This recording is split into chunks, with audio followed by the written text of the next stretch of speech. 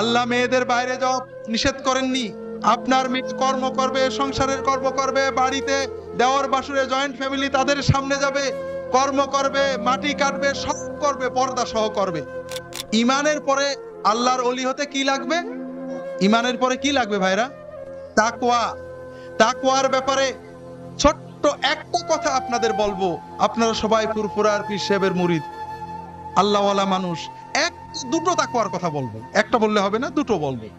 আপনার মাথায় টুপি আছে না? আপনি সুন্নত মতো দাড়ি রেখেছেন, রাখেননি? আপনার মাথার টুপি ফরজ না সুন্নত? আর আপনার স্ত্রী এবং আপনার মেয়ের মাথার কাপড় ফরজ না সুন্নত? আপনার মাথায় টুপি আছে, মাশাআল্লাহ, পাগড়িও আছে, কিন্তু আপনার স্ত্রী, আপনার মেয়ে টুপিও মাথায় কোনো কাপড় নেই, ওড়না নেই, পর্দা নেই, বোরকা নেই। ঘরের ভিতরে দেওর ভাসুর দুলাভাইদের সামনে যান, বাইরেও যান মাথায় কাপড় না দিয়ে। আপনার তাকওয়া তো কমপ্লিট। আপনি তো মুত্তাকি। আপনি মুত্তাকি হবেন না? আপনার স্ত্রী এবং মেয়ের মাথায় কাপড় তুলে দেওয়া আপনার জন্য কি? ফরজে আইন। আপনি ফরজে আইন পালন করেননি, আলহামদুলিল্লাহ সুন্নত পালন করেছেন। অসুবিধা আছে? যেটুক অসুবিধা আছে, যেহেতু ফুরফুরার পীরে কামেলের মুরিদ, ওটা বিশ্বে কভার করে নিতে পারবেন না? হাজরিন, আত্মপ্রবঞ্চনা করে কোনো লাভ নেই। দুর্ভাগ্য, আমার মরহুম পীর সাহেব হুজুর মাঝে মাঝে বলতেন, বাবারা দেখো, 20-30 বছর আব্বার কাছে এসেছে। আমি বাংলাদেশে আসার পরে 98 সালে প্রায় 2-3 মাস হুজুরের সাথে একই গাড়িতে কান ধরে টেনে নিয়ে বেড়াইছেন, মাহফিল করে বেড়াইছেন, আর একই গাড়িতে থাকতাম। অনেক সময় বসে বসে অনেক কথা বলতেন। বলে, দেখো বাবা, আমার বাবার ওয়াজ শুনেছে, আমার ওয়াজ শুনেছে, পানি পড়া নিয়ে যাচ্ছে, নামাজটা ঠিক করে পড়তে পারে না, পর্দাটা ঠিক করে করে না। আমি কেন বলবো না যে তোমরা একটু চোপ লিগে যায় নামাজটা শিখে এসো? ওদের মুরিদ হওয়া আমার জরুরি না ওদের জান্নাতে যাওয়া আমার জরুরি? তা আপনি পীরের মুরিদ হয়েছেন, আপনার স্ত্রী পর্দা করেন না, আপনার তাকওয়া হবে তো? হাজরিন, আল্লাহ মেয়েদের বাইরে যাওয়া নিষেধ করেননি।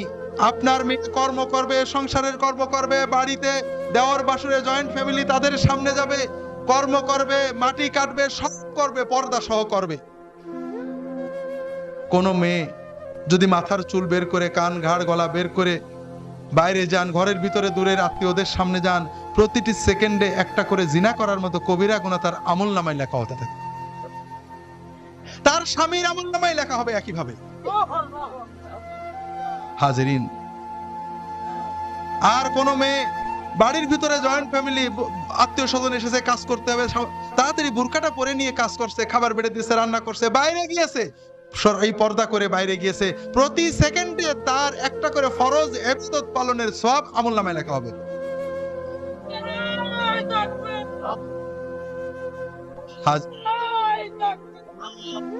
হাজরিন, যে কথা বলছিলাম ভাইরা, কাজেই যদি আল্লাহর জান্নাতে যেতে চান, ফাঁকি দিয়ে লাভ নেই ভাইরা। কাকে প্রতারণা করছেন? আমাদেরকে হাদিয়া দিচ্ছেন, আমরা আলহামদুলিল্লাহ ভালো আছি, কিন্তু আপনার কে দেখবে? দ্বিতীয় আর একটা তাকওয়ার কথা আপনাদের, যেহেতু মহিলারা নেই, বড় মাহফিলে আমরা মহিলাদের আসতে সুযোগ দিতে পারি না, ইন্তজাম করা কঠিন হয়, আপনাদের ও তাকওয়াটার কথা বলি। পীরের মুরিদ হয়েছেন, তাহাজ্জুদ পড়েন, টুপিও রেখেছেন, কিন্তু চাকরিতে কর্মস্থলে ফাঁকি দিয়েছেন, ছেলেদের ঠিক করে পড়াননি, আলটা একটু ঠেলে দিয়েছেন, অথবা ওজনে কম দিয়েছেন, অথবা বোনের হকটা দেননি, বোনের সম্পত্তি বুঝে দেননি, অথবা এতিম ভাতিজাদের সম্পত্তি নিয়ে নিয়েছেন, অথবা সুদ ঘুষে জড়িত হয়েছেন, এরকম মুরিদ কি পাওয়া যায়? ফুরফুরাই তো বোধহয় নেই। এরা তো সবাই মুত্তাকি, নাকি? মুত্তাকি না? টুপি মাথায় দিয়া ফরজ না সুন্নত? পীরের মুরিদ হওয়া তো ফরজ, নাকি? পীর ধরা ফরজ না? হাজরিন, খুব ভালো করে বুঝুন, এই যারা পীর লাইন তৈরি করেছেন, মুজাদ্দেদ আল-ফেসানি, শাহ ওলিউল্লাহ মুহাদ্দিদ দেহলভী, আর আমাদের ফুরফুরার মুজাদ্দেদ জামান আবু বকর সিদ্দিকী, তারা একেবারে নাসসান লিখেছেন, পীরের মুরিদ হওয়া সুন্নত পর্যায়ের নেক আমল, ফরজ ওয়াজিব কিছুই না। কথা কি বুঝতে পেরেছেন? পীরের মুরিদ না হয়েও যদি আপনি কোরআন সুন্নাহ মতো চলেন, আপনার বেলায়েত তাকওয়া আদায় হয়ে যাবে। তবে নেককার মানুষদের সহবতে গেলে নেক আমল পালনে কিছু ফায়দা হয়, কিছু সওয়াব হয়। কি সওয়াব আমি এই হাদিসেই একটু পরে হয়তো বলবো যদি সময় থাকে। আপনি পীরের মুরিদ হলেন, কিন্তু ওজনে কম দেওয়ার হারাম বর্জন করলেন না, মানুষের কষ্ট দেওয়ার হারাম বর্জন করলেন না, ছাত্রদেরকে ফাঁকি দিয়ে বেতন তুলে নিলেন, কর্মে ফাঁকি দিয়ে নিজের চাকরিতে সই করে বেতন নিয়ে পীর সাহেবের সাথে মাহফিল করে বেড়ালেন। আপনার তাকওয়া হবে তো? ফাঁকি দিচ্ছেন কাকে? আল্লাহকে না নিজেকে? হাজরিন, তাকওয়াটাকে বুঝে অর্জন করতে হবে। আমার একটা বই আছে রাহে বেলায়াত, যখন ইহয়াউস সুনান বইটা লেখলাম, আমার মরহুম পীর সাহেব হুজুর বইটার নামও তিনিই দিছিলেন। বইটা লিখে আনলে পরে হুজুর বললেন যে বাবা আমি কি লিখেছি ওনার বলিনি, বাবা আমাদের বিরুদ্ধে কি কিছু লিখেছো তো? হুজুর লিখেছি। আচ্ছা বাবা, আল্লাহ ভরসা, দোয়া করি। কি নাম হবে? উনি নাম দেন অনেক নাম, উনি ইহয়াউস সুনান, এই নাম নড়লেন না, আমরাও নড়ালাম না।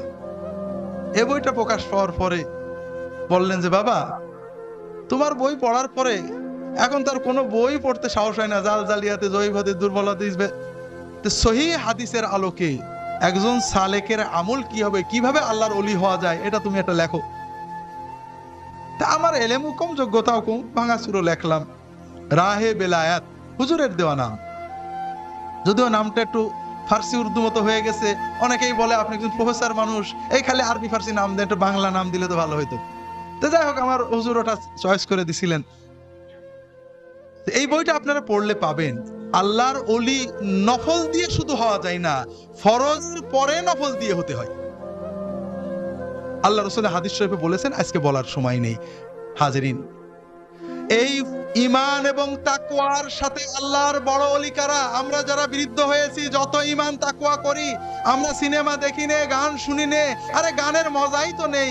এখন কানে ভালো করে শুনি নে, চোখে ভালো করে দেখি নে, দেখবো কি রক্ত ঠান্ডা হয়ে গেছে। আমাদেরটা আল্লাহ কবুল করবেন আশা করি, কিন্তু যে যুবক, যে কিশোর, যার রক্ত টকবক করে, পাপের পথে মন টানে, বন্ধুরা টানে, সুযোগ আছে, সমাজ টানে, তার প্রতিষ্ঠানের শিক্ষকরা পাপের পথে উদ্বুদ্ধ করে, তারপরেও সে আল্লাহর পথে থাকতে চায়, ইবাদত বন্দেগীর ভিতরে থাকে, হারামকে বর্জন করে, এরাই হলো প্রকৃত আল্লাহর ওলি, যাদেরকে আল্লাহ আরশের ছায়ায় আশ্রয় দান করবে। যদি আল্লাহর ওলিদের সালাম মুসাফা করতে চান, দোয়া নিতে চান, সমাজে আশেপাশে এই ধরনের যুবক পেলে তাদেরকে সালাম করে 10 টাকা হাদিয়া দিয়ে দোয়া নেবেন, ইনশাআল্লাহ আল্লাহর ওলিদের দোয়া নসিব হয়ে যাবে।